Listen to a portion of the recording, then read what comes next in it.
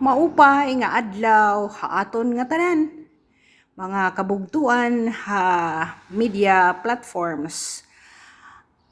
Nangadi ka na ba? Nag-exercise ka na ba? Nakaon ka ba hinutritious nga pagkaon? An imo health asat imo unang nga karikuhan. And unta kita nga mga senior citizens, di rin na kita nag-expose masyado hito nga mga hingkikitan naton ha media. Ito nga mga politika, mga gera, mga kalamidad. In our age, dapat preparado na kita pag meet hit aton creator.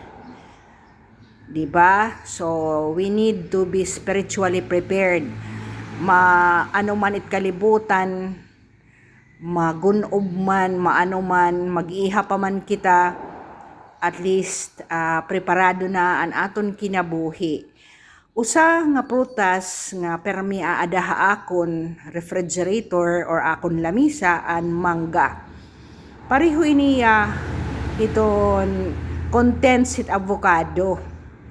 It maupay hiton mangga kay year round hiya din hiya ha Pilipinas. So permihiya may damang gabisan lang na mamahal anay kung baga na kulang hin supply ha market.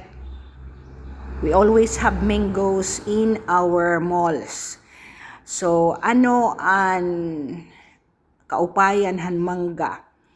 May niya vitamin A, may niya vitamin B6, C, E, pagpahusay kutis, folate, para aton brain, muscles, potassium, vitamin K, para aton bones, and pareho hiya han avocado may dagihapon hiya magnesium contents. So, ang siringhan mga dalubhasa, you try to equate your potassium intake with your magnesium. Kay maupay hiya para hit aton heart, ngan hit aton mga muscles. Kaurugan, nagkakasasakit kita, kay diri kita nakakauro, diri kita nakakaihihin maupay. So ini nga prutas, tungod hit iya fiber gihapon para hit avocado, iya ay nagpapa-regulate hit aton digestive system. So nakakaupay an aton pag-movehan aton bowel. Kay diri nga kita nakaka-move hit aton bowel, nai-stuck an mga poison han aton lawas ngan kita nagkakasakit. Thank you, pamati han waray-waray version.